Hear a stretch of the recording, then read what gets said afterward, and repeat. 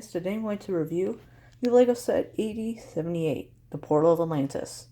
This set has 1,007 pieces, originally cost $100 and was released in May 2010. So first, let's go over the minifigures. The first minifigure we get is Sam Rhodes, and she is the, I guess, female kind of diver or whatever. You know, she just has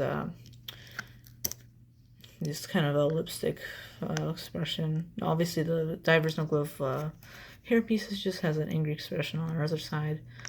And I was going to say that also each diver has a set of flippers. I usually just take them off so that I can put them on the base plate. So I just want to say that, and let's go on to the next minifigure. The next minifigure of the set is a Speedman, and he is the, I guess what you'd call the leader of the Atlantis guys, and he has this little turbine on the back attached by like a little pin and a little kind of hook piece, and of course he's got a harpoon, kind of like most of the other divers. And his face detail, you know, like an eye patch and a beard, a little, I guess, worried face. So yeah, that's really all you have to say about him. The next minifigure is EXO Storm, and I usually don't see too much of him in sets. He has these kind of lights and a camera. I just kind of find that funny he has a camera just so he can take pictures and stuff. And just take off his face. He has like the most, I guess, regular looking face out of all of them.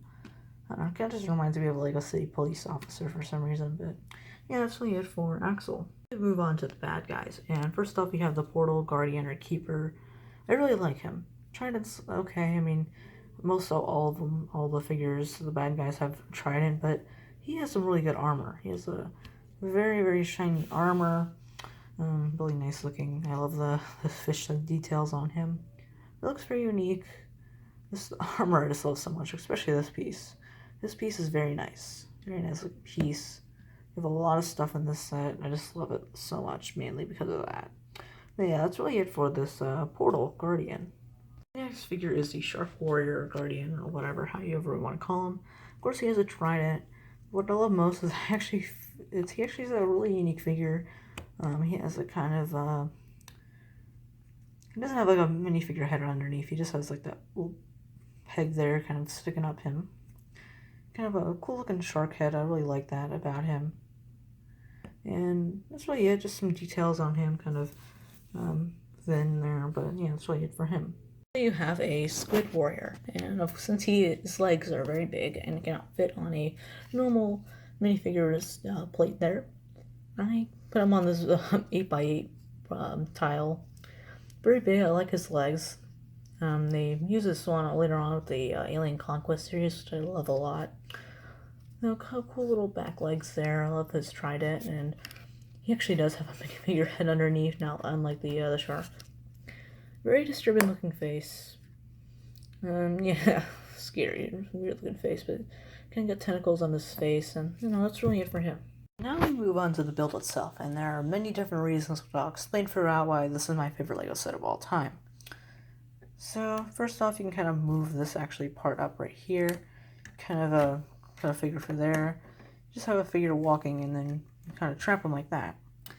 So you got trapped in the shark's mouth forever, I guess, and kind of clash it on here. But you can actually climb out from there and kind of climb up to the portal. And that's one of the ways, but probably a safer way is to go through the different gates, which I will go over now.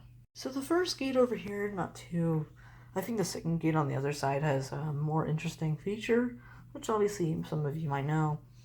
First off, you have a gate kind of area over here. It opens up really well. A lot of space over here. I will probably show you the inside in a second. Up here, you actually have a set of stairs on this side, and you have one of the sharks, which obviously comes alive. You can kind of move the head and all the other kind of stuff. Kind of move the tail a bit. But yeah, I kind of just do that, and it fits by a little peg right there, and kind of just attach it. And usually to keep the shark symmetrical, so the thing looks better, I like to have the teeth in line with the seaweed there, so the shark looks better. So, and also actually might as well just go over this side too. Obviously, same cape, it has the Easter egg of the shark diver guy from Aqua Raiders. Looks pretty cool. The helmet, actually you get the helmet and the diamonds. So, yeah. All right. So now I'm going to go over the back, and the back has a lot of details in here. I would say. So the first area back here is the weapon rack, which you have just another trident and a little sword, and you have like a, I guess, a lab area. And you have frog and a potion. And this is just a bare kind of area. You can actually, I usually put some figures right here, so I can kind of put the shark. And of course I'll show you, this is just the back of the portal. I might show you that in another shop, but that's just what it will look like with the treasure. And this is actually, you can put your hand for that. These look some pretty good pieces. I'll show you that in a second, but you have, I guess, I have no idea. This side is not as good as the other one, actually, with the inside. This one just has just a whip and a handcuffs, but so this side you have a bed, just kind of a bed, I guess, for a figure, and then you have just a, this side just has a cup and a map on a table. But yeah, that's really it for the actual inside of the set. Lastly, you have the last floor, and you have the shark guy here. I can probably put him on this side. Now, the final floor has actually quite a lot of features. So this is usually where I put my Portal Guardian, kind of like right there. And let's just take this part out. So presume the diver finally got to this area. All four are in, but the thing still won't work. So you have to put the last key, which is the shark one usually, as shown in the box. And once you do that, the gates will actually open when you turn it the correct way. And the treasure will actually pop out. It looks actually really cool how they did that. And you can kind of take the treasure out, actually, and inside is just some gems. So I actually really like how they did that, even though you actually don't have Atlantis, and they didn't even have actual Atlantis, actual Atlantis temple for a while, until a year later. So yeah, so that's really it for this part. I actually really love all these kind of pieces. They're very colorful kind of parts, except for this part. I'm used to having a lot of those gate pieces, but yeah, so that's really it for the build. But actually, there's actually one more thing.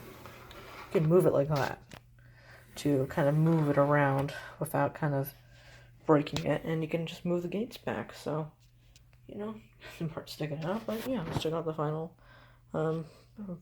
prediction of the set or whatever. Yeah, overall, it's a pretty good set. If you want to see my full analysis, I guess I'm more of a review of just why I really like it so much. I'd probably check out my list on my favorite LEGO sets of all time, which probably came out the same day as this video did. And so hopefully you guys enjoyed this video, and bye guys.